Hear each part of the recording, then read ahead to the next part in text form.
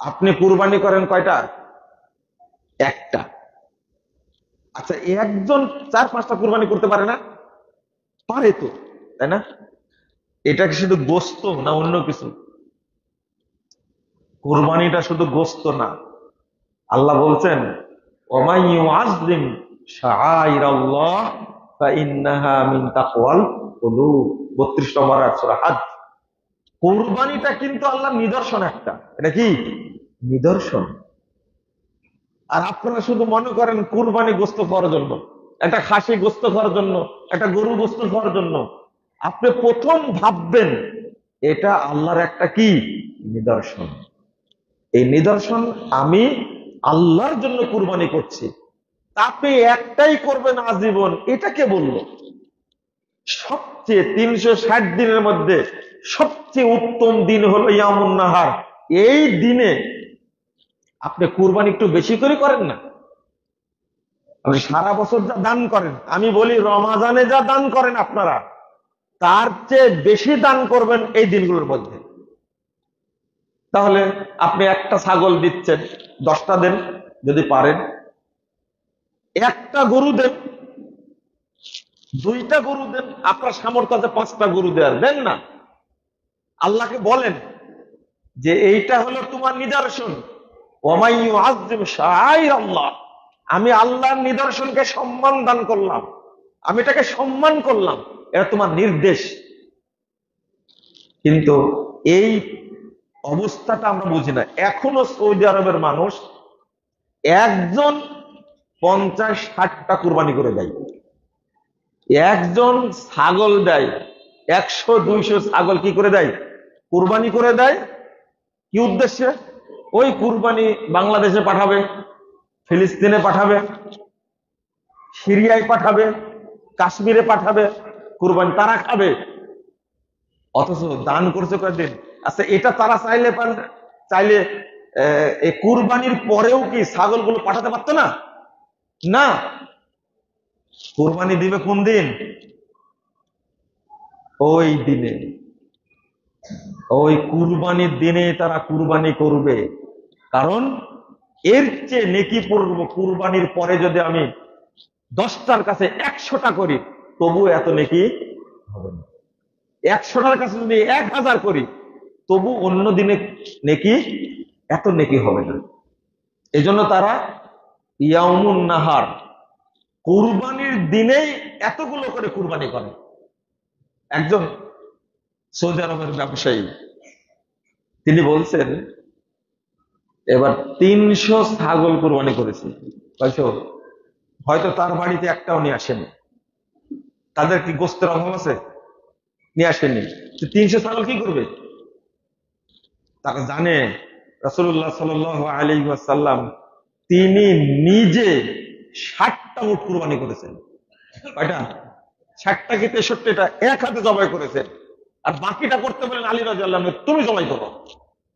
আমাদের দেশে আল্লাহ রাসূলের চেয়ে ধনী ব্যক্তি আসে না? করে না কেন? করে না কেন? তারা শুধু জাকাতের মাল নিয়ে টানাটানি করে, তাই না? কিসের মাল নিয়ে? জাকাতের মাল নিয়ে টানাটানি করে। আমি তাদেরকে বলি যে আপনার সামর্থ্য আছে কুরবানি করার, 100 ছাগল কুরবানি করে দেন। পারবেন একজন ব্যক্তি 100 ছাগল কুরবানি করতে? 100 ছাগলের দাম কত? যদি একটা লোক 15টা গরু জবাই করতে পারে, এক একটা গরুর গোস্তের মূল হলো, একটা গরুর গোস্ত হয়েছে 10 মণ, 15 মণ, 17 মণ পর্যন্ত গোস্ত হয়েছে, তাহলে ওই লোকটা কি 100টা ছাগল কোরবানি করতে পারবে না? বাংলাদেশে এই সুযোগটা আছে। যারা গরিব মানুষ আছে, ছাগল কিনে তাদেরকে দিয়ে দিবে যে আমার পক্ষ থেকে এটা কুরবানি, তুমি কুরবানি করো। পারবে না করতে? করে না কেন? কোনদিন করবে না। মানে এই কুরবানির দিনের ফজিলতটায় আমরা কি বুঝি না, গুরুত্ব দেয় না, ভাবিও নি। এই যে আলোচনাটা করছি না, কালকে দেখবেন শুরু হয়ে যাবে আলোচনা। যে কি আলোচনা করলো, রমাজানের চেয়েও গুরুত্ব, সামর্থ্য আছে। ওই যে দাদা দিয়েছে একটা, কারণ ইয়াউমুন নাহারের যে ফজিলত আপনি অর্জন করতে পারবেন না। আপনি রমাজানে যা দান করেছেন, আমি বলবো তার চেয়ে বেশি দান করবেন এই জিলহজ মাসের প্রথম 10 দিনে। বেশি দান করবেন। শেখ মোহাম্মদ বিন সালেহ আল উসাইমিন প্রশ্ন করেছেন যে বলেন তো রমাজান শ্রেষ্ঠ না জিলহজের প্রথম 10 দিন শ্রেষ্ঠ? জনগণ সবাই বলছে রমাজান শ্রেষ্ঠ। তখন তিনি বলছেন লা ইলাহা ইল্লাল্লাহ, এই এলেমটুকু আপনাদের নাই? রমাজানের চেয়েও শ্রেষ্ঠ হলো কোনটা? জিলহজ মাসের প্রথম 10 দিন। কিন্তু আমরা বুঝি না। বোঝার চেষ্টা করবেন তো ইনশাআল্লাহ, বুঝবেন ইনশাআল্লাহ, এবং আমল করার চেষ্টা করবেন এটা। আর 10 দিনের মধ্যে শ্রেষ্ঠ কোনটা বললাম? তাহলে এই সাদাকার উপরে বেশি আলোচনা হলো, তাই না? রাসূলুল্লাহ সাল্লাল্লাহু আলাইহি ওয়াসাল্লাম বলছেন, মুসনাদ হাকিমের হাদিস, ইন্নাল আমাল তাবাহা, আপনার আমলগুলো সব এক জায়গায় হয়ে প্রতিদিন আলোচনা করে, ওরা পরস্পরের ঠেলাঠেলি করে। ঠেলাঠেলি বুঝেন তো? আপনার তো অনেক আমল আছে, তাই না? একজনের আমল আছে সালাত, হজ, সিয়াম, যাকাত, আছে না? একজনের আমল আছে, ওই আমলগুলো ঠেলাঠেলি করে। সালাত বলে তোমাদের চেয়ে আমি ভালো, সিয়াম বলে না আমি ভালো, হজ বলে না আমি ভালো। পরে আল্লাহ রাব্বুল আলামিন সাদাকাকে বলছেন, সাদাকা তখন বলে ফাকালাতিস সাদাকা আনা আফদালুকুম, না না না, তোমাদের মধ্যে আমি সাদাকা এই ইবাদতটা হলো সবচেয়ে উত্তম ইবাদত। এই জন্য বললাম আপনাদেরকে এই 10 দিন বেশি বেশি কি করবেন? 1 নম্বরে কি করবেন? সাদাকা করবেন। খুব কঠিন। আপনি কথা বলবেন, নামাজ বেশি পড়তে পারবেন, সিয়াম রাখতে পারবেন, টাকা দিবেন না, এটা পারবেন না। মালের ইবাদতটা সবচেয়ে কঠিন। হজ ফরজ হয়েছে 10 বছর আগে, কিন্তু টাকা গুনতে গুনতে গুনতে গুনতে এখনো হজে যাওয়ার কি হয়নি? সুযোগ হয়নি, সময়ই হয়নি। টাকা গুনতেই আছে। 10 বছর 15 বছর আগে হজ ফরজ হয়েছে। হজ করতে যেতে কয় টাকা লাগে? আপনার কাছে অনেক টাকা আছে, কত অজুহাত। মেয়েদের বিয়েই হয়নি এখনো, কেমনে হজে যায়? আর ঘরে অবিবাহিত মেয়ে থাকলে নিয়ে হজ হয় না। এগুলো সব শয়তানি পরিকল্পনা। যদি মরে যায়, অনেকেই যুবতী মেয়ে রেখে মারা যাচ্ছে না, মানে ওর সম্পদটা আল্লাহর কাছে কবুল হয়নি, নানা অজুহাত দেয়। 1 নম্বর সাদাকা। 2 নম্বর সিয়াম। কি করবেন? সিয়াম একবারে 1 তারিখ থেকে নিয়ে 9 তারিখ পর্যন্ত টানা সিয়াম রাখবেন সম্ভব হলে। অনেক ব্যক্তি আছেন আলহামদুলিল্লাহ, এটা হাদিস 2417 নম্বর হাদিস নাসাইয়ের মধ্যে আছে, কানান নবী সাল্লাল্লাহু আলাইহি ওয়াসাল্লাম ইয়াসুমু 9 মিন জিলহিজ্জা। রাসূল সাল্লাল্লাহু আলাইহি ওয়াসাল্লাম নিয়মিত জিলহজ মাসের প্রথম 9 দিন সিয়াম রাখতেন। এখানে কেউ আছেন 9 দিন রাখছেন? তাহলে আমরা তো ফজিলত জানি না। তাহলে এই 10 দিনের মধ্যে সিয়ামও পাওয়া গেল, তাই না? কি পাওয়া গেল? সিয়াম, হজ পাওয়া গেল, সাদাকা পাওয়া গেল, সিয়ামও পাওয়া গেল। সালাত বাদ দিয়ে? হ্যাঁ, 5 ওয়াক্ত সালাত কি বন্ধ হয়ে যায়? না, বন্ধ হয় না। রমজান মাসে 5 ওয়াক্ত সালাত আছে, সাদাকা আছে, সিয়াম আছে, কিন্তু হজ আছে কি? হজ আছে?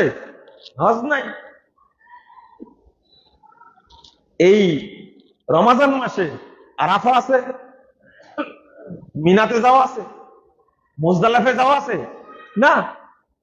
তাহলে বোঝা গেল এটা হলো এই 10 দিন হলো সমস্ত ইবাদতের মা। সব ইবাদতের জায়গায় আছে।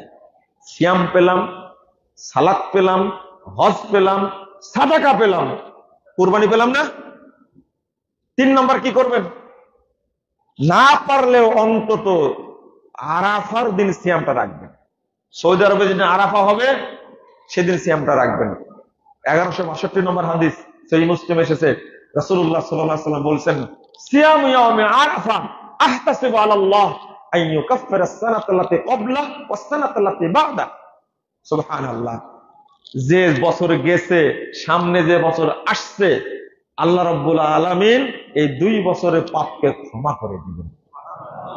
এত বড় পাওয়ার এই সিয়ামে। 3 নম্বর, বেশি বেশি এই দিনগুলোতে বেশি বেশি কোরআন তেলাওয়াত করবেন। কি করবেন? কি করবেন? কোরআন তেলাওয়াত করবেন। পারবেন? আপনাদের এই এলাকার এক বোন এই 10 দিনের মধ্যে 3 বার কোরআন খতম দেয়। কয়বার? 3 বার। আপনাকে একবার দিয়েছেন? এই যে শুনলেন, কোরআন তেলাওয়াতের মধ্যে তাসবিহ আছে। রাসূল সাল্লাল্লাহু আলাইহি ওয়াসাল্লাম বলেন ফাকসিরু ফিহিন্না আত-তাসবিহ ওয়াত তাহমিদ ওয়াত তাহলিল। যেহেতু এই দিনগুলো শ্রেষ্ঠ, অতএব বেশি বেশি তোমরা জিকির করো। আর সবচেয়ে বড় জিকির কি? কোরআন। কোরআন তেলাওয়াত করলে ওর মধ্যে তাসবিহ পাবেন, তাহমিদ পাবেন, তাহলিল পাবেন, দোয়া পাবেন।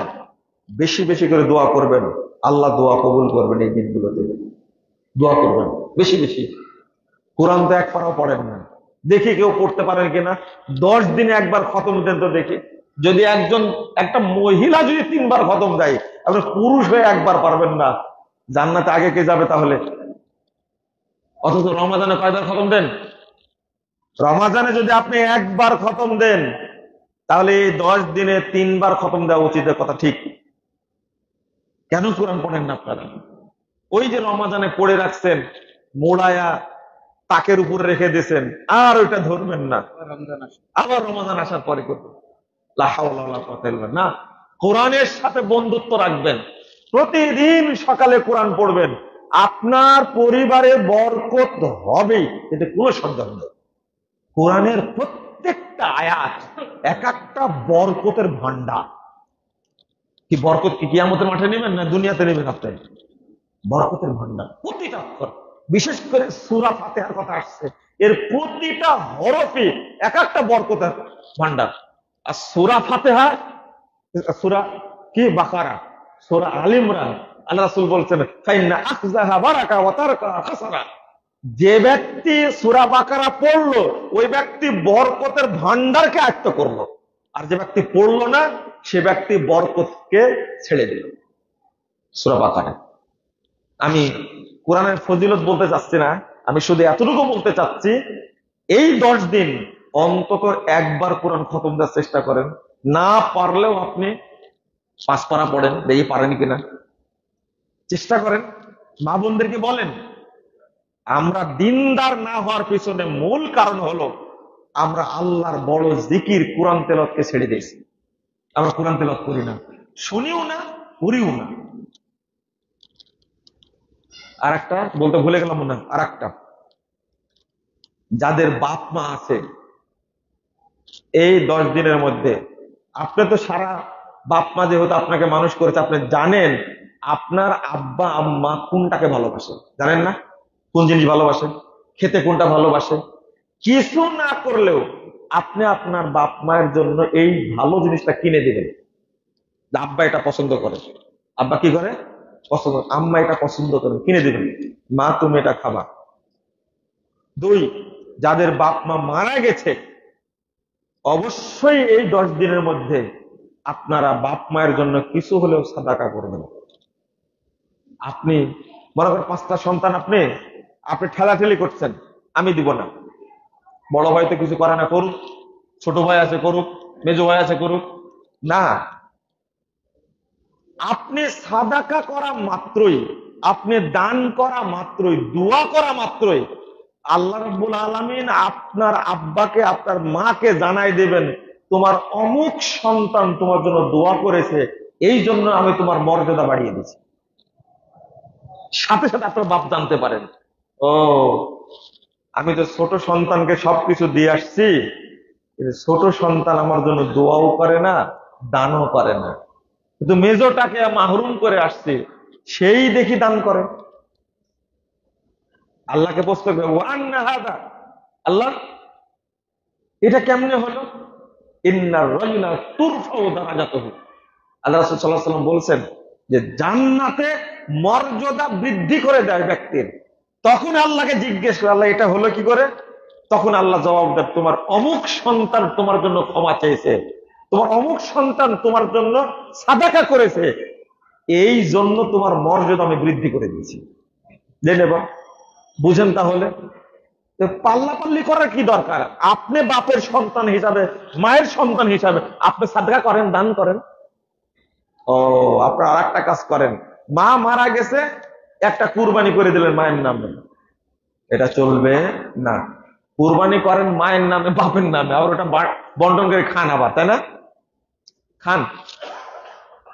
মুহাদ্দিসগণ বলছেন মৃত ব্যক্তির নামে কুরবানি দেওয়া ঠিক না। যদি কেউ দিয়ে ফেলে তাহলে গোশত সব বন্টন করে দিতে হবে, নিজে খাওয়া যাবে না। এটা করেন না কেন তাহলে? বাপের নামে কুরবানি করছেন, মৃত বাপের নামে, আবার ভাগ করেও খাচ্ছেন, এটা কি ঠিক হলো? বুঝলেন মনে হয়? এই মাসালা বুঝলে আর বাপের নামে কেউ কুরবানি দিবে না।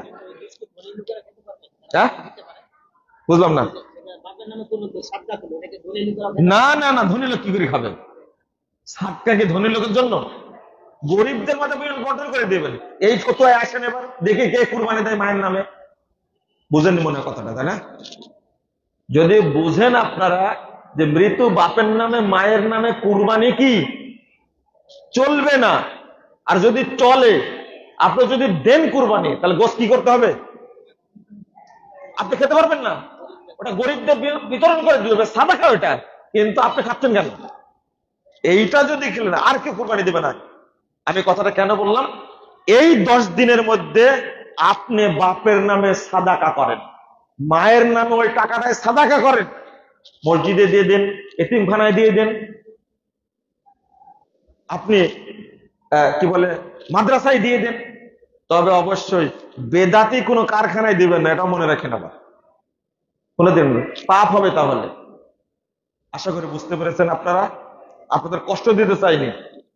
আর কুরবানি সংক্রান্ত কয়েকটা মাসালা খুব গুরুত্বপূর্ণ, বাংলাদেশে প্রচলিত যে কয়েকটা মাসালা আছে সেইগুলো বলার দরকার। আপনাদের অন্যতম একটা বিষয় হলো কুরবানি এবং আকিকা এখনো একসঙ্গে দেয়, তাই না? মূর্খতা এখনো যে আছে, এই যুগেও, জানার যুগে মূর্খতা আছে এই যুগে এখনো। আপনি একটু চিন্তা করেন, কুরবানি এবং আকিকা যদি একটা নিয়াতে দেয়, তাহলে কুরবানিও বাতিল, আকিকাও কি বাতিল। কুরবানির চেয়ে আকিকা অনেক গুরুত্বপূর্ণ ইবাদত। কথা বুঝতে পারলেন? কুরবানি দেননি, আপনাকে আল্লাহ কিয়ামতের মাঠে আটকা রাখবেন না, কিন্তু সামর্থ্য আছে আকিকা দেননি, কিয়ামতের মাঠে আল্লাহ আপনাকে গ্রেফতার করে রেখে দিবে, তুমি দেওনি কেন? বুঝেননি মনে হয়, তাই না? তাহলে কুরবানির আকিকা এক জিনিস হলো এক। কুরবানি এবং আকিকা এর একটা মাসালা, কুরবানি আর আকিকা দুইটা ইবাদত, একসঙ্গে দেওয়াটা বেদাত। দুইটা মিশ্রিত হলে দুইটা বাতিল হয়ে যাবে না? কুরবানিও বাতিল, আকিকাও কি বাতিল, চলবে না। কুরবানির নিয়াতে কুরবানি করবেন, আকিকার নিয়াতে কি আকিকা করবেন। মনে করেন আপনার বাচ্চা প্রথম 10 দিনেই বাচ্চা হয়েছে আপনার, এখন আকিকা দিতে গেলে কুরবানি দেওয়ার সামর্থ্য থাকবে না, কুরবানি দিতে গেলে আর আকিকা দেওয়ার সামর্থ্য থাকবে না। এবার কি করবেন? কি করবেন? উত্তর দেন। এবার কি বের দিবেন? আকিকা করবেন না কুরবানি করবেন? আকিকা করবেন। কেন? কুরবানির চেয়ে আকিকা কি গুরুত্বপূর্ণ। দুইটা এক হয় কি করে? এবার একটা কাজ করেন, মেকানিজম করে ইঞ্জিনিয়ারের মতন, তাহলে দুইটা একসঙ্গে মারি দিই, আকিকারও নিয়াত করি, কুরবানিরও নিয়াত করি, চলবে এটা? এটা বেদাতি মুলবিরা ব্যবসা করে খাচ্ছে, বিনা পুঁজির ব্যবসা করে খাচ্ছে, এটা কখনো করবেন না। আমি সাধারণ মানুষদেরকে বলছি, আপনাদের মাজার পূজারী, কবর পূজারী, সুফি, বেদাতি মোল্লারা আপনাদের চোখে ধুলা দিয়ে তারা ইনকাম করে খাচ্ছে, এটা শরীয়ত মানা না, এটা শয়তানের আনুগত্য করা। 2 নম্বর একটা মাসালা, যদি যিনি কুরবানি দিবেন জিলহজ মাসের চাঁদ দেখা গেলে ওই বাড়ির কর্তা যিনি, ওই বাড়ির কর্তা যিনি, অভিভাবক যিনি, তিনি কেবল চুল নখ কাটা বন্ধ করবেন, কিন্তু পরিবারের অন্যান্য সদস্যরা কাটতে পারবেন। মনে থাকবে কথাটা? বুঝলেন না মনে হয়, তাই না? কুরবানি যিনি দিবেন, আপনার পরিবার 5 জন সদস্য, আমার পরিবারে 5 জন সদস্য, আমি কুরবানি দিব, চাঁদ দেখা গেছে, শুধু আমি চুল নখ কাটা বন্ধ রাখবো, কিন্তু আমার পরিবারের অন্য সদস্যদের জন্য এই সুন্নাহ না। বাংলাদেশে উল্টা হয়ে আসছে। শুধু এটা না, যারা কুরবানি দিতে পারবে না তারাও যদি চুল নখ না কাটে আর কুরবানির দিন কাটে, তাহলে পূর্ণ কুরবানির নেকি পেয়ে যাবে, সওয়াব পেয়ে যাবে। অথচ এই হাদিসটা কিন্তু ঠিক না। কুরবানির দাতার পরিবারের সদস্যরা যদি চুল নখ কাটতে পারে, তাহলে কি কুরবানি যে দিবে না তার জন্য কি বিধান থাকতে পারে? বলে তো দেখি, কেমনে এটা চলছে? এটা এইভাবে কেউ সালাফরা বুঝেননি, আমাদের দেশে চলছে, এমনকি ফজিলত মারি দিছে। এটা এটা ঠিক না। আর একটা হলো, আপনারা কুরবানি প্রশ্ন, আপনাদের আমাকে প্রশ্ন করেছে, এই প্রশ্নটা আজকে উত্তরটা দিয়ে, যে ভাগা কুরবানি করবেন না একাকে কুরবানি করবেন, তাই না? কুরবানি ভাগা গরুতে 7 পর্যন্ত যাওয়া যাবে। কয় পর্যন্ত? 7 ভাগা। আপনি 3 জনা মিলেও দিতে পারবেন, 4 জনা মিলে দিতে পারবেন, 5 জনা মিলেও দিতে পারেন, কিন্তু সর্বোচ্চ কত? 7। আর উটে 7 জনও দিতে পারবেন, সর্বোচ্চ কি 10। সর্বোচ্চ কত? 10 দিতে পারবেন। কেউ কেউ বলছে যে ভাগে কুরবানি দেওয়া মানে গোশত খাওয়া। এই কথাটা যদি আপনার নিজের হয়ে থাকে, শরীয়তের কথা আপনি নিজে বলতে পারবেন না। এই কথা বলার অধিকার আপনার নাই, এই কথা বলার অধিকার নাই। 2 নম্বর, আর একটা কথা বলছে, ভাগা কুরবানির এই বিধানটা হলো সফরের বিধান। কোথাকার? সফরের। এই কথাটা নতুন কথা, এটা সাহাবীরা বুঝেননি, তাবেঈরা বুঝেননি, তাবে তাবিরা বুঝেননি, এটা আপনি বুঝতেছেন। এটা আপনাকে আর একটা কথা বলি, হ্যাঁ, এক পরিবারের পক্ষ থেকে একটা কুরবানি করাটা কি বেশি ভালো? কথা বুঝতে পারলেন? ভাগে কুরবানি করতে পারবেন, এক পরিবারের পক্ষ থেকে একটা কুরবানি কি করতে পারবেন? একটা করতে পারবেন। এমনকি 100 জন যদি পরিবারের সদস্য হয়, তবুও একটা কুরবানি করতে পারবে। এটা হাদিসে আসছে, ইবনে মাজার হাদিস। এটা আমি বোঝাতে চাচ্ছিলাম যে কুরবানিটা শুধু একটাই করবেন, 2টা করা যায় না, 3টা করা যায় না, 5টা করা যায় না। এই ফতোয়া কেউ দিচ্ছে না। দিচ্ছে কেউ? বলে এটা কেউ বলবেন 5টা করবেন, আপনার সামর্থ্য আছে, একটা নিজের জন্য গরু কুরবানি করবেন, আর 2টা গরু কুরবানি করবেন আপনার পাড়ার যারা আছে আত্মীয় স্বজন, দিন দুঃখী যারা কুরবানি দিয়ে তার মধ্যে বিতরণ করে দিবেন। এটা কি বলা যায় না? কেউ বলবে না এটা। আমরা ভাগার মধ্যে আছি, আর ওই একটার মধ্যে আছি। কয়টার মধ্যে? একটার মধ্যে আছি। আরেকটা হলো, আমি এই কথাটা যেহেতু ভিডিও হচ্ছে এই কথাটা বলে দিই, তায়াম্মুমটা, এই বিধানটা সফরে শুধু না মকিমেও চলবে? বলেন, মকিমেও চলবে? কিন্তু আয়াতটা নাজিল হয়েছে কোথায়? বনি মুস্তালিকের যুদ্ধে না, সফরে নাজিল হলো। তারপরে মকিমেও চালাবেন কি করে? মকিমেও চলবে। ভাগা সফরেও চলবে, কি মকিমেও চলবে। যদি আল্লাহ রাসূল খাস করে দিতেন কোনো সমস্যা ছিল না। যেমন সফরে গেলে শুধু কি করতে হয়? সালাত কসর করতে হয়, আর মকিম অবস্থায় থাকলে কসর করা চাই না। এইটা যদি বিধান খাস থাকতো তাহলে আমার ঝামেলা ছিল না। এটা তো শরীয়ত খাস করেনি, সাহাবীরাও করেনি, তাবেঈরাও করেনি, তাবে তাবেঈরা করে না। আর একটা মজার ব্যাপার হলো, হাদিস যেটা, ইয়া আইয়ুহান নাস আলা কুল্লি আহলি বাইতিন ফি কুল্লি আমিন উজহিয়া। আল্লাহ রাসূল বলছেন আরাফার মাঠে, বলছেন, হে লোক সকল, প্রত্যেক বছর প্রত্যেক পরিবারের পক্ষ থেকে একটি করে কুরবানি। এই যে হাদিসটা, প্রত্যেক বছর প্রত্যেক পরিবারের পক্ষ থেকে একটা করে কুরবানি, বলেন তো এই হাদিসটা বলেছেন মকিম অবস্থায় না সফর অবস্থায়? আহ আরাফার মাঠে যেহেতু বলেছেন, এটা কি মকিম অবস্থা না সফর অবস্থা? সফর অবস্থা। এবার যাবেন কোথায়? না, হাদিস ইস্তেমবাস করতে যে যেন প্যাঁচ না বাঁধে, এটা অবশ্যই খেয়াল রাখার চেষ্টা করবেন, অবশ্যই। আমি বলি হ্যাঁ, এটা আমি বলবো এখন। আর একটা প্রশ্ন হলো, আল বাকারাতু আন সাবাতিন ওয়াল জাজুরু আন সাবাতিন।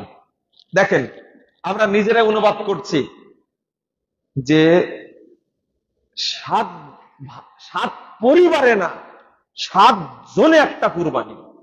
বুঝেননি কথা? অনুবাদটা আপনি করলেন কেন? এই অনুবাদ কি সাহাবীরা করেছেন? আমাদের সবচেয়ে বড় সমস্যা হলো আমরা হাদিস বুঝি নিজের মতো, অথচ এই অধিকার কারো নাই। হাদিস বুঝতে হবে যেভাবে বুঝেছেন সাহাবায়ে কেরাম, যেভাবে বুঝেছেন তাবেঈন ইজম, যেভাবে বুঝিয়েছেন আল্লাহ, যেভাবে বুঝিয়েছেন রাসূলুল্লাহ সাল্লাল্লাহু আলাইহি সাল্লাম, ওইভাবে বুঝতে হবে।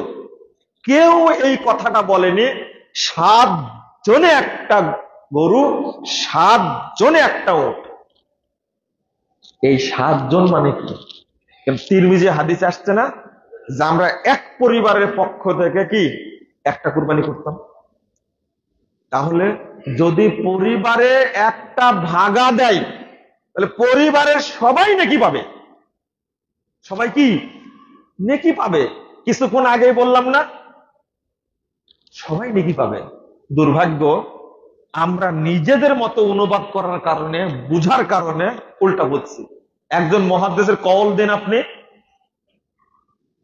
একজন মুহাদ্দিসের কথা বলেন, একজন সাহাবীর কথা বলেন যে হাদিসটা ওনারা এইভাবে বুঝেছেন। আমরা এখন আহলুল হাদিসরা সবচেয়ে বড় ফিতনায় পড়েছি। মানে গর্বের সাথে কেউ কেউ বলছে কিসের মানহাজ, নাউযুবিল্লাহ, আস্তাগফিরুল্লাহ। কিসের মানহাজ? মানে মানহাজ ফলো না করলে ও মুসলিমই না। বুঝেননি কথা?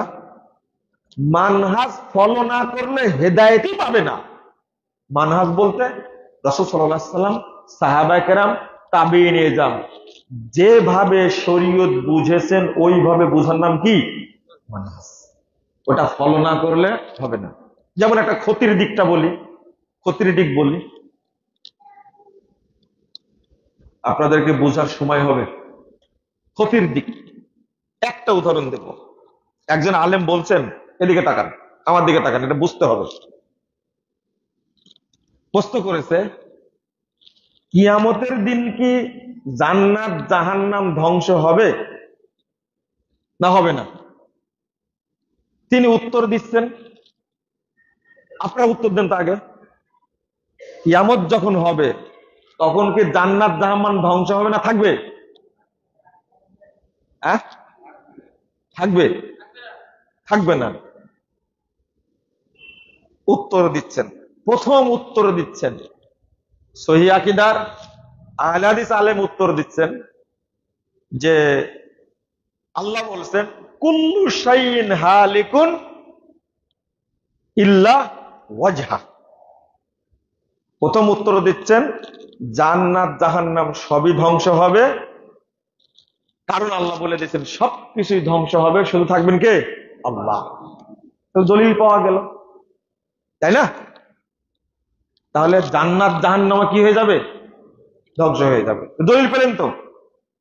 উত্তরও ঠিক, দলিলও ঠিক, কিন্তু মাসালাটা ভুল। কত পার্সেন্ট ভুল? একেবারে 100-তে 100 ভুল মাসালা। আপনি বলবেন যে আয়াত দিয়ে দলিল দিল আর বলছে ভুল।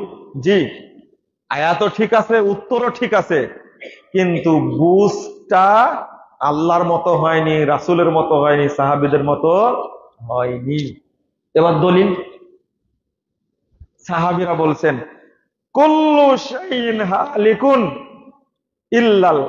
ইল্লাল্লাহ ওয়াল জান্নাহ ওয়ান নার ওয়াল আরশ। হলো, সবকিছুই ধ্বংস হবে। কুল্লু মান আলাইহা ফান, তারপরে কি? ওয়ায়াবকা ওয়াজহু রব্বিক, এর একটা দলিল। সবকিছু ফানা হয়ে যাবে, থাকবে কি আল্লাহর চেহারা। এই অজহুন শব্দের অর্থ কি? এটাই তো আমি বুঝিনি, এটাই তো পেশ লাগাইছে। তারা বুঝেছেন অজহুন মানে কি। বলছেন ইবনু তাইমিয়া রাহিমাহুল্লাহ বলছেন সবকিছুই ধ্বংস হবে, তবে আল্লাহ থাকবেন, জান্নাত জাহান্নাম থাকবে, আরশ থাকবে। কি থাকবে? আরশ থাকবে। আরশ কি ধ্বংস হবে কিয়ামতের মাঠে? কিয়ামতের দিন আরশ কি ধ্বংস হবে? এবার উত্তর কি দেন, উত্তর দেন এবার। আরশে কে আছেন? আল্লাহ আছেন। আরশ ধ্বংস হয়ে যাবে? ফেরেশতারা? ফেরেশতারা? উত্তর দেন। ফেরেশতারা কি? কয়জন ফেরেশতা আরশ ধরে থাকবেন? এরা কখন ধ্বংস হলো? এই জন্য নিজের মতো বুঝলে হবে না। আবু হুরায়রা রাদিয়াল্লাহু আনহু বলছেন, তার ছাত্র বলছেন মুজাহিদ রাদিয়াল্লাহু আনহু, তিনি বলছেন কুল্লু শাইইন হালিকুন ইল্লাল্লাহ ওয়াল জান্নাহ ওয়ান নার ওয়াল আমালাস সালিহা। কত সুন্দর কথা। আমি যে আমলগুলো করছি, আল্লাহর কাছে যে আমলের ফলক আছে, এইগুলো কি ধ্বংস হবে কিয়ামতের মাঠে? তাহলে আয়াতও ঠিক আছে, উত্তরও ঠিক আছে, কিন্তু বুঝটা ঠিক হয়নি। শুধু দলিল দিলেই উত্তর হয় না, দলিলটা হতে হবে সাহাবীদের বুঝের মতো। এইভাবে কত যে একজন আমার বয়সী একজন আলেম বুঝাচ্ছে যে দেখেন, এই যে যখন আপনি বায়াত করেন, দেখেন আমার পাশে বুঝাচ্ছে, আপনি যখন বায়াত করেন আমিরের হাতে, কত বড় ফজিলতপূর্ণ। আমিরের হাতের উপরে সরাসরি আল্লাহর হাত থাকে। তার হাত থাকে? আমার পাশে বুঝাচ্ছে। আপনি খেপা টাপা হয়ে গেলেন নাকি? বলেন কি? কোরআনের আয়াত আছে না, ইয়াদুল্লাহি ফাওকা আইদিহিম, আল্লাহর হাত তাদের হাতের উপরে আছে। আমি ওনাকে প্রশ্ন করলাম যে শুনেন, আচ্ছা যখন রাসূল সাল্লাল্লাহু আলাইহি সাল্লাম বায়াত করান, সে খেয়াল করেন, আল্লাহ রাসূল যখন বায়াত করালেন সাহাবীদেরকে, বায়াত করালেন, তখনও কি আল্লাহর হাত তাদের হাতের উপরে ছিল? এখন না। আমরা যে এই পীর তীর আমির টামির বাদ দেন, যখন আল্লাহ রাসূল বায়াত করাচ্ছিলেন তখন কি আল্লাহ রাসূল সাহাবীদের হাতের উপরে আল্লাহর হাত ছিল? বুঝেননি কথাটা? উত্তর বুঝতে পারছেন? আল্লাহ বলছেন ইয়াদুল্লাহি ফাওকা আইদিহিম, আল্লাহর হাত তাদের হাতের উপরে ছিল। তখন তিনি বলছেন হ্যাঁ, এই যে আল্লাহ বলছেন তাদের হাতের উপর আল্লাহর হাত ছিল। অতএব যখন কোন আলেম বায়াত করাবে, তখন ওই আলেমের হাতের উপরে কার হাত থাকবে? আল্লাহর হাত থাকবে। আমি বললাম যে এই আয়াতটা আপনি কোনদিন কি একটু যাচাই করে দেখলেন না যে এই আয়াতটার অর্থ বুঝটা কি? বুঝার কি আছে? আল্লাহ তো বলে দিচ্ছেন। কথা বুঝতে পারেন কতটা মূর্খতা খেয়াল করেছেন আপনি? মনে হচ্ছে আয়াতটা ওনার উপর নাজিল হয়েছে, এমন আয়াতটাকে আপনার উপর নাজিল হয়েছে? আপনি যে কথাটা বললেন মনে হচ্ছে আয়াতটা আপনার উপরে নাজিল হয়েছে। আয়াত কার উপরে নাজিল হয়েছে বলেন? রাসূলুল্লাহ সাল্লাল্লাহু আলাইহি ওয়াসাল্লামের আয়াত নাজিল হয়েছে। এই আয়াতের অর্থ কি জানেন? আল্লাহর পক্ষ থেকে মুহাম্মদুর রাসূলুল্লাহ সাল্লাল্লাহু আলাইহি ওয়াসাল্লাম হাত দিয়েছেন তাদের হাতের উপরে। এটা বোঝানো হয়েছে কার হাতকে? রাসূলুল্লাহ সাল্লাল্লাহু আলাইহি ওয়াসাল্লাম হাতকে। অথচ আমি অর্থ করছি সরাসরি কার হাত ছিল? আল্লাহর হাত। তাহলে আমাদের বুঝ আর সাহাবীদের বুঝ একরকম না, একরকম না। আর একটা হলো, এই বুঝটা বোঝানোর জন্য একটা সহজ উদাহরণ দিই আপনাদেরকে। আল্লাহ বলছেন ফাইদা করানাহু ফাত্তাবি কুরআনা, যখন আমি তেলাওয়াত করব তখন আপনি অনুসরণ করুন। এটা শুনেছেন না কোরআনের আয়াত? আল্লাহ রাসূলের কাছে তেলাওয়াত কে করতেন? কে করতেন? জিবরিল করতেন। তা আল্লাহ কি বলছেন? আল্লাহ যে বলছেন ফাইদা করানাহু ফাত্তাবি কুরআনা, যখন আমরা তেলাওয়াত করব তখন আপনি শুধু অনুসরণ করুন। সুম্মা ইন্না আলাইনা বায়ানা, এরপরে আমি ব্যাখ্যা দিব। তেলাওয়াত কে করেন? জিবরিল না আল্লাহ? আল্লাহ কি বলছেন? আল্লাহ বলছেন না আমি তেলাওয়াত করি? পেঁচটা বাধা দিলাম একটু, তাই না? আল্লাহ রাসূলের কাছে কোরআন তেলাওয়াত করতেন কে? না আল্লাহ? আপনারা বলছেন জিবরিল, আল্লাহ বলছেন আমি তেলাওয়াত করি। ফাইদা করানাহু ফাত্তাবি কোরআনা। আল্লাহর পক্ষ থেকে তেলাওয়াত করছেন কে? জিবরিল। মানে কি? এটার উদ্দেশ্য হলো আল্লাহর পক্ষ থেকে তেলাওয়াত করছেন জিবরিল, কিন্তু আল্লাহ নিজে বলছেন আমি যখন কি তেলাওয়াত করি তখন কি করো? অনুসরণ করো। তেলাওয়াত করছেন কে? জিবরিল। এবার বুঝতে পেরেছেন?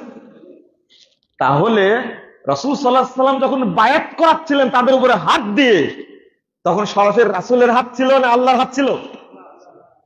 আল্লাহর হাত ছিল। আর আল্লাহর পক্ষ থেকে হাত দিয়েছেন কে? রাসূল সাল্লাল্লাহু আলাইহি ওয়াসাল্লাম। এবার কি বুঝতে পারছেন তাহলে, তাই না? এই বুঝটা আমরা বুঝি না, এই বুঝটা আমরা বুঝি না। আল্লাহ যেন আমাদের বোঝার তৌফিক দান করেন, আমিন। কোরবানির মতো সমাজে আছে 8 ভাগ করে একবার সমাজে দিয়েছে, ওখানে পরে এটা তো একটা বিপদ। বর্তন হয়। আমি বহু আগে থেকে বলেছি জিনিসটা, ভাগ আপনারা করেন, কুরবানির গোস্তের ভাগ করেন কয়টা? 8টা, তাই না? গরুর গোস্ত কয় ভাগ করেন? কয় ভাগ করেন? 3 ভাগ করেন। আলহামদুলিল্লাহ, 3 ভাগ করলেন তো ভালো, কোনো প্রশ্ন নাই। কিন্তু বহু জায়গায় গোস্তা 8 ভাগে ভাগ করে। কয় ভাগে? কেন 8 ভাগ করবেন কেন? শোনেন, ভাগাটা মূল বিষয় না। আপনি অল্প কিছু রেখে পুরোটা কি করতে পারেন? দিয়ে দিতে পারেন। আর ভাগাটা কেন বলা হয়েছে? যদি আপনাকে স্বাধীনতা দেওয়া হয় তাহলে আর আপনি এক পিসও দিবেন না, নিজেই খাই নেবেন। এজন্য 3টাই ভাগ করবেন। ওলামায়ে কেরাম বলছেন 3টা ভাগ করবে। কয়টা? কিন্তু খাসির ক্ষেত্রে 3টা ভাগ, গরুর ক্ষেত্রে 8 ভাগ। কে শিখালো এই নিয়ম? তাই না? এই মাসলা কে শিখালো? বুঝেননি? গরুটাও 3টা করবেন, গরুটাও 3টা করলে আর ভাগা কুরবানির দিকে মানুষ যাবে না। বুঝতে পারলেন? খাসির গোশত কয় ভাগ করেন? 3 ভাগ করে, তাই না? 3 ভাগ। গরুর গোশতটাও কয় ভাগ করবেন? 3 ভাগ করবেন। প্রশ্ন হলো, মিসকিনের জন্য, দরিদ্রের জন্য যে ভাগটা রেখে আসলেন ওইটা আবার ভাগ করে নেন, তাই না? বুঝলেন না মনে হয়, তাই না? মিসকিনের জন্য যে ভাগ রাখলেন, যারা কুরবানি দিতে পারে তাদের জন্য যে ভাগটা রাখলেন, ওই ভাগটা আবার পরে সবাই মিলে ভাগ করে নেন, তাই না?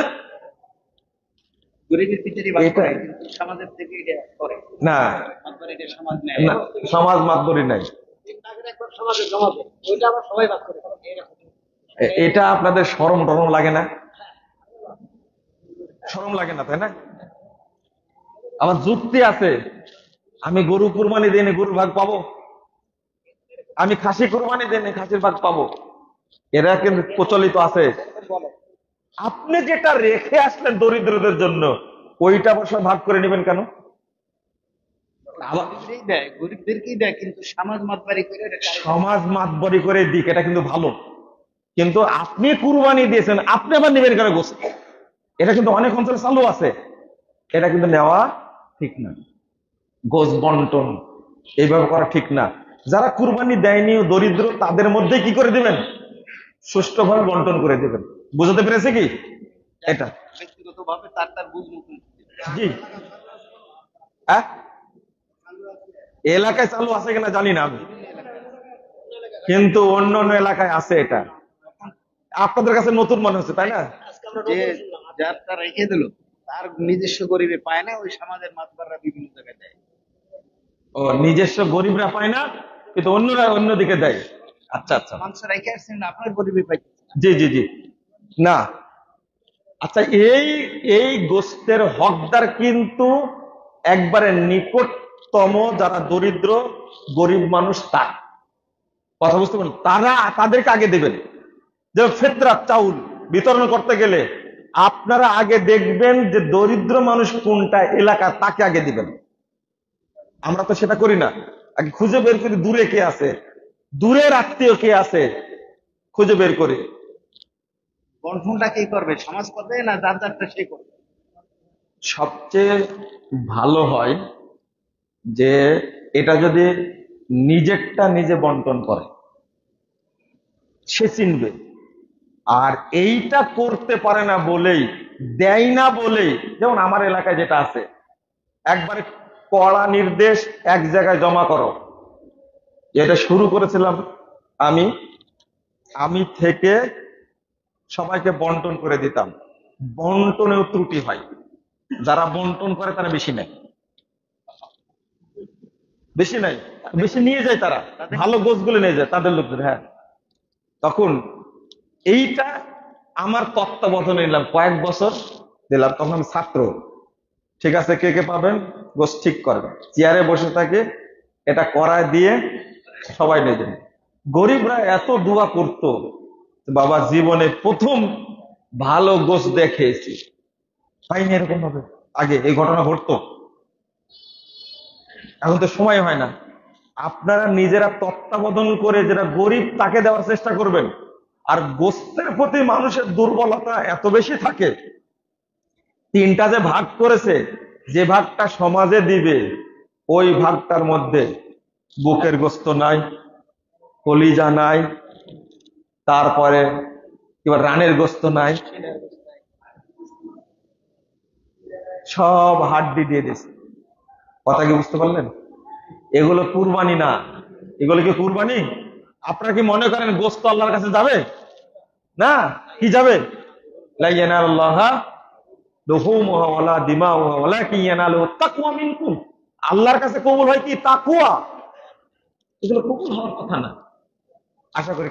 একজন বলছে কি জানেন, আমাকে বলছে রাগ করে, তুমি যে সিস্টেম করলে তাতে কি হলো, আমি কুরবানি দিয়ে যে টুকু গোস্ত পাচ্ছি, ও কুরবানি না দিয়ে তার চেয়ে বেশি পাচ্ছে। ঘটনা তাই। একবার সমাজের গোস্ত পায়ও, একবার আত্মীয়দের গোস্ত পায়ও, তাতে গোস্তের সংখ্যা কি হয়ে যায়? বেড়ে যায়। একজন বলছে, মুজাফফর আগামী বছর থেকে আর কুরবানি দিব না। কেন? গোস্ত তো ওরই বেশি দেখতেছি। আমি বললাম যে ওর গোস্ত যদি 1 মণও বেশি হয়, তবুও তার অন্তরটা আর আপনার অন্তরটা একরকম। বলছে না, আমি কুরবানি দিয়েছি, আমার অন্তরটাই বড়। গোস্ত আপনার 5 কেজি হোক, মানে সবার টার্গেট গোস্ত খাওয়া, আপনারও টার্গেট গোস্ত খাওয়া। সারা বছর গোস্ত খাবেন বলে বড় গরুটা কুরবানি করেন, তাই না? সারা বছর গোস্ত খাবেন বলে বড় গরুটা কুরবানি করেন। এইটা কি কুরবানি হলো না গোস্ত খাওয়া হলো? বলেন দেখি। না না, এটা হয় না। মানুষকে দেখাবেন যে আমি 20 লাখ টাকা দিয়ে কুরবানি কিনেছি, 10 লাখ টাকা দিয়ে কুরবানি কিনেছি, এগুলো মানুষ দেখানো। সাবধান, মানুষ দেখানো কোনো ইবাদত করা যাবে না। আল্লাহ যেন আমাদের বুঝার তৌফিক দান করেন। দেখেন কত প্রশ্ন করেছে।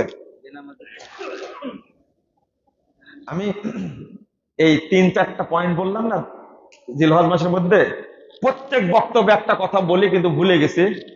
সেটা হলো, অন্তত চেষ্টা করেন এই 10 দিন আপনি 5 ওয়াক্ত সালাত জামাতের সাথে পড়বেন। বলেন ইনশাআল্লাহ। পারেন কিনা? জামাতের সাথে আউয়াল ওয়াক্তে পড়বেন। আর যদি কেউ বেনামাজি থাকেন, তাহলে নতুন করে ইসলাম গ্রহণ করে সালাত শুরু করেন। বেনামাজি কাফের। কি? কাফের। বেনামাজি কি? কাফের। শুধু বেনামাজি না, একটা ওয়াক্ত পার হয়ে আর একটা ওয়াক্ত ঢুকে গেছে, বুঝলেন কথা? কিন্তু আগের ওয়াক্ত সালাত পড়েননি, বড় বড় আলেম যারা, শ্রেষ্ঠ আলেম যারা, তারা বলছেন এই লোকটা কাফের। বুঝেননি কথা? বুঝেননি মনে, তাই না? মনে করেন ইচ্ছা করে একটা সালাত ছেড়ে দিয়েছেন, জহর চলে গেছে, ওয়াক্ত চলে এসেছে কার? আসর। আপনি জহর ইচ্ছা করে পড়েননি, এখন আপনি কাফের। এখন আপনি কি? কাফের। লা হাওলা ওয়ালা কুওয়াতা ইল্লা বিল্লাহ। আপনারা কেউ ভয় করেন না। মান তারাকা সালাতান মাকতুবাতান মুতাআম্মিদান ফাকাদ খারাজা মিনাল মিল্লাহ। যে ব্যক্তি একটা সালাত ইচ্ছা করে ছেড়ে দিল, ওই ব্যক্তি ইসলাম থেকে খারিজ হয়ে গেল। আপনি যাবেন কোথায়? আপনারা আজকে আল্লাহর কাছে বলেন, আল্লাহ আমি আর কোনোদিন সালাত ত্যাগ করব না ইনশাআল্লাহ। খবরদার। সালাত, আচ্ছা যে নামাজ পড়ে না এ বেশি খারাপ না বিধর্মীরা বেশি খারাপ? উত্তর দেন। যে নামাজ পড়ে না সে বেশি খারাপ কেন? এই প্রশ্নের উত্তরটা জানেন? আপনি তো গতিতে উত্তর দিয়ে দিলেন যে বেনামাজি বেশি খারাপ, কিন্তু কেন? হ্যাঁ, বেশি খারাপ কেন? হ্যাঁ? না, মুসলমানই না, ভালো কথা। কিন্তু ও তো অমুসলিম, বেনামাজি অমুসলিম, দুইজনের মধ্যে খারাপ কে? বেনামাজিকে অমুসলিম বলবেন না, অমুসলিম শব্দ বলা যাবে না, কি বলতে হবে? কাফের। আল্লাহ বলেছেন কাফের, নবী বলেছেন কাফের, সাহাবীরা বলেছেন কাফের, তাবিরা বলেছেন কাফের, আর আপনি বলছেন অমুসলিম, বিধর্মী। না, বলবেন কি? কাফের। আবার বলেন কি? কাফের। বেনামাজি কাফের। ওদের সে খারাপ বেনামাজি কারণ হলো এ হলো মুরতাদ। এ কি? মুরতাদ। এই বেনামাজিকে হত্যা করা ফরজ। ইমাম আহমদ বিন হাম্বল একটু দয়া করে বলছেন যে 3 দিন ওকে আটকা রাখবে, নামাজ না পড়লে শেষ, মারি দিবে। কথা বুঝতে পারলেন? কয়দিন? 3 দিন আটকা রাখবে। সালাত না পড়লে চতুর্দিনে ভাত দেওয়া যাবে না, একবারে দিয়ে দিতে হবে। মানে কি? মুসলিম সরকার তা কি করবে? হত্যা করবে। তবে কাফের হওয়ার ব্যাপারে কিছু কিছু মতভেদ থাকলেও বেনামাজিকে হত্যা করতে হবে এ ব্যাপারে কোনো মতভেদ নাই। আবার শুনেন কথাটা আরো শক্ত করে শুনেন। কাফের হওয়ার ব্যাপারে কিছু কিছু আলেম একটু শিথিলতা দেখাইছেন, কিন্তু বিজ্ঞ বড় বড় আলেম কি বলেছেন? কাফের। কিন্তু বেনামাজিকে হত্যা করতে হবে এ ব্যাপারে কোনো ইখতিলাফ নাই, ওকে মেরে ফেলতে হবে, এটাই একবারে পাকা কথা। ভাগে কুরবানি দিবেন বেনামাজির সাথে? কাফের সাথে কি করে দিবেন? এই বিধর্মী আপনার এলাকায় আছে, তাকে কি হত্যা করা ফরজ? উত্তর দেন। ফরজ। কিন্তু বেনামাজিকে হত্যা করা ফরজ। কারণ কি? ও মুরতাদ। কারণ কি? এটাই হলো কারণ, ও হলো মুরতাদ। বেনামাজি কাউকে আপনি যদি কাফন পরায়া গোসল করে এখানে নিয়ে আসেন, 1 নম্বর বিচার হবে আপনার। তুমি এই কাফেরকে গোসল করালে কেন? কাফন পরানে কেন? আরে জানাজা তো অনেক পরের ঘটনা, আগে তাকে গোসল, তাই না? তারপরে কাফন, তারপরে কবর, তারপরে কি? জানাজা। ওর তো গোসলই নাই, ওর কাফন পরানো যাবে না। যেভাবে মরেছে ওইভাবে মাটি দিতে হবে, মাটি দিতে হবে, পুঁততে হবে। পুঁতা বুঝেন? পুঁতে রাখা বুঝেন তো? আচ্ছা, কুকুর কিভাবে মারা গেলে পুঁতে দেন? বলেন তো কিভাবে কুকুর দাফন করেন? হ্যাঁ, জবরুদ্দিন ভাই, হলো না? হ্যাঁ, কুকুর মরে না? মাশাআল্লাহ, আপনার মতো লোক কিছু থাকার দরকার আছে। কুকুর মরেই না। যাদের এলাকায় মরে তারা বলেন কুকুর মরলে কি করেন? উত্তর দেন। এই তো উত্তরটা হয়েছে এবার।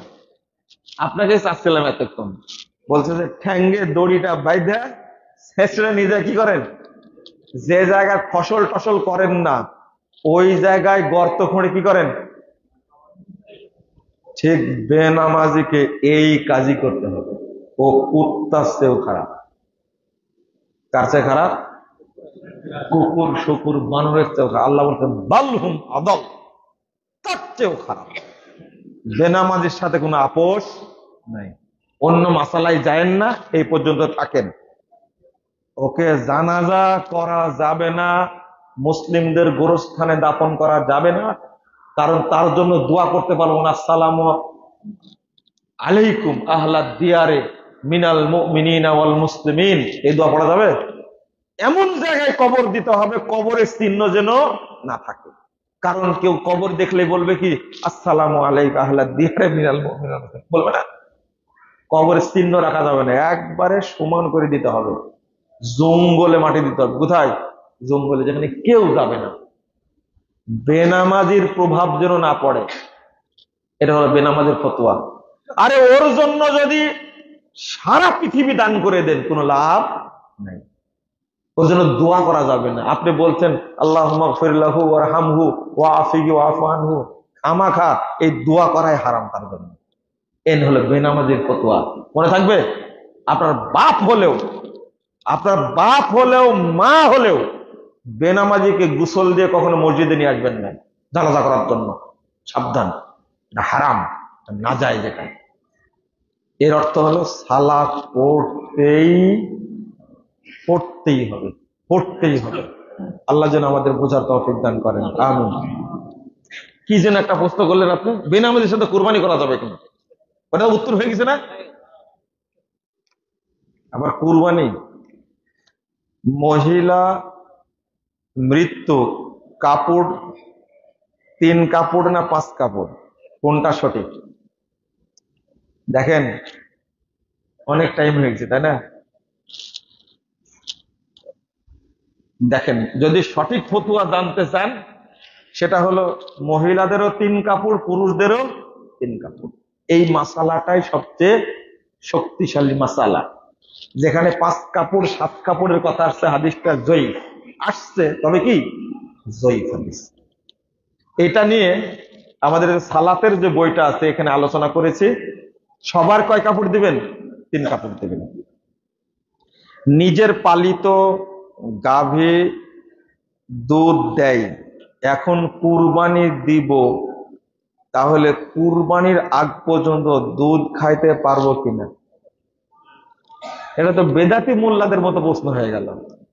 হ্যাঁ, বলে চাঁদ দেখা গেলে, জিলহজের চাঁদ দেখা গেলে মুরগিও জবাই করা যাবে না।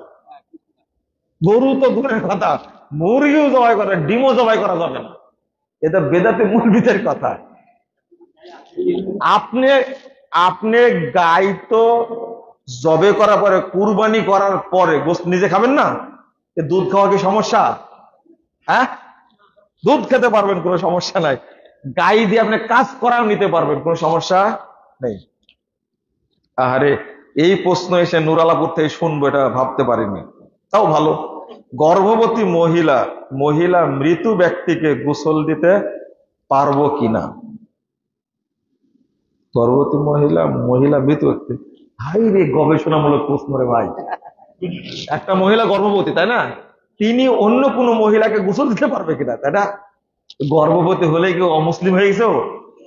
হ্যাঁ, পারবে, কোনো সমস্যা নাই। শোনেন, স্বামী বললে স্ত্রী এটা বলছি না, শোনেন, স্বামী যদি মারা যায় ওকে কেউ গোসল দিবে না, স্ত্রী বেঁচে থাকলে স্ত্রী তাকে গোসল দিবে, মনে থাকবে। এটাই হলো সুন্নাহ। স্ত্রী যদি মারা যায় তাহলে 1 নম্বর হকদার হলো স্বামী, তাকে গোসল দেবে। কথা বোঝা গেছে? বেদাতিরা বলে ওই স্বামীকে দেখা হারাম, কিন্তু তার সম্পদ নেওয়া হালাল। শোনেন, বেদাতিদের মাসালার কথা বলেন না। হ্যাঁ, আমি একটা প্রশ্নের উত্তর দিছি, দিয়ে খুব আলোড়ন তৈরি হয়েছে। এক জাহেল, এক সন্ত্রাসী মৌলবি, এর বাড়ি আপনাদের নরসিংদীতেই। এ বলছে যে আহলে হাদিসরা জারুর সন্তান। কি বলছে? আরে থামেন, নাউজুবিল্লাহ পরে বলেন তো। জারুর সন্তান আহলে হাদিসরা, জারুর সন্তান আসলে কারা? এই যে হিল্লা প্রথা যে চালু আছে, আহলে হাদিসদের মধ্যে হিল্লা প্রথা আছে, আছে। কিন্তু এই বেদাতীদের মধ্যে, ওই মোল্লার মধ্যেই ফতোয়া জারি আছে, কোন স্বামী যদি তার ওয়াইফকে তালাক দেয় তাহলে এক রাত অন্য জনার কাছে রাখবে, বিয়ে দিয়ে পরের দিন আবার স্বামী নিয়ে নিবে, তালাক দিবে। আগে ছিল এক রাত চুক্তি, এখন হয়েছে 1 ঘন্টার চুক্তি। বুঝেননি কথা? এই যে এক রাতে যে ধর্ষণ করলো অন্য পুরুষ, এই পানিতে যে বাচ্চা হবে, এই বাচ্চা হালাল না হারাম তাই বলে। জারজ সন্তান কারা হলো? বুঝেননি কথা? হ্যাঁ, ওই যে 1 ঘন্টায় চুক্তি করে বিয়ে দিল। কয় ঘন্টা চুক্তি? তালাক দিয়েছে না 2 দিন না, 1 রাত। ওইটা কমায়া শেখ করেছে মাত্র 1 ঘন্টা, তাও মসজিদের মধ্যে। কোথায়? গাজীপুরে ঘটনা ঘটলো না? হ্যাঁ, এই ঘটনা আলোচনা করা যায়? শোনেন, মোল্লা কাকে বলেন? এই ধর্ষণ করলো 1 ঘন্টা মেয়েটাকে বাংলাদেশের কোন ইসলামী দলের আমির কথা বলেছে? কোন পীর কথা বলেছে? কোন ভাইরাস হুজুর কথা বলেছে? ভাইরাস হুজুর বাথরুমে ঢুকেও লাইভ মারে। বুঝেননি কথা? বাথরুমে ঢুকে লাইভ করে যে আমি এখন এটা করছি। ও হুজুর, এই মহিলাকে 1 ঘন্টা ধর্ষণ করে তালাক দিয়ে দিল, স্বামী আবার তাকে ফেরত নিল, তুমি এর বিরুদ্ধে কথা বললে না কেন? তুমি কি ধর্ষণের পক্ষে? এটা হলো মোল্লা ধর্ষণ। কি ধর্ষণ? আস্তাগফিরুল্লাহ, আস্তাগফিরুল্লাহ। আহলে হাদিসদেরকে বলে জারজ সন্তান। এই ঘটনা কত ঘটে, 1 রাতের চুক্তি, 1 ঘন্টার চুক্তিতে এই সন্তানগুলো কি হালাল না হারাম? কি হালাল না হারাম? জারজ সন্তান কারা একটা হিসাব করবে না? লা হাওলা ওয়ালা কুওয়াতা ইল্লা বিল্লাহ। অতএব এমন কোন প্রশ্ন করেন না যে প্রশ্ন করার কারণে লজ্জিত হতে হয়। আল্লাহ যেন আমাদের বোঝার তৌফিক দান করে। তাহলে স্বামী মারা গেলে স্ত্রী গোসল দিবে তাকে, কথা বোঝা গেছে? আর স্ত্রী মারা গেলে কে গোসল দিবে? স্বামী গোসল দিবে যদি বেঁচে থাকে। কথা কি বোঝা গেছে? এটাই সুন্নাহ, এটাই সুন্নাহ, এটাই সুন্নাহ। আপনারা পালন করার চেষ্টা করবেন। অতএব আপনার স্ত্রীকে বলবেন, এই শোনো, আমি মারা গেলে তুমি গোসল দিবে, আমার শরীর যেন অন্য কেউ না দেখে। স্ত্রীকে শিখায় দিবেন গোসল কিভাবে করতে হয়, করাতে হয়। কথা কি বুঝতে পারলেন? আপনি প্রশিক্ষণ নেবেন, ইমাম সাহেব প্রশিক্ষণ দিবেন যে জানাজা কিভাবে গোসল দিতে হয় মৃত ব্যক্তিকে। আপনি শিখে আপনার ওয়াইফকে শিখাবেন, যেভাবে শিখবে ওইভাবেই দিবে, গোসল দিয়ে দিবে। কথা কি বুঝতে পারলেন? এই সুন্নাহটা চালু করেন। আহলে হাদিসরাই হলো সুন্নাত প্রতিষ্ঠার মূল হকদার, আর বেদাতীরা সুন্নাতকে ধ্বংস করার হকদার। আল্লাহ যেন সুন্নাহকে হেফাজত করেন, আমিন। আল্লাহ যেন আমাদের বোঝার তৌফিক দান করেন, আমিন। জাযাকুমুল্লাহ খায়রান ওয়া বারাকাল্লাহু ফিকুম। নরসিংদী জেলা সুববানের সভাপতি আসতে অনেক পরে, জরিমানা করবেন আপনারা। হ্যাঁ, খুব সুন্দর প্রশ্ন করেছেন। ধার করে কুরবানি করা যাবে কিনা? ধার বুঝতে পারছেন তো? করা যাবে যদি ধার পরিশোধ করার সামর্থ্য থাকে। মনে থাকবে, যদি ধার পরিশোধ করার সামর্থ্য থাকে তাহলে ধার করে কুরবানি করা যাবে। কুরবানি সুন্নাত না ওয়াজিব? উত্তর দেন। ভুল অ্যান্সার, সুন্নাত। কুরবানি কি সুন্নাত? কুরবানি কি সুন্নাত? বলেন তো, ঈদের সালাত সুন্নাত না ফরজ? সুন্নাতে মুআক্কাদা। এটাও ঠিক না। ঈদের সালাত ফরজে আইন,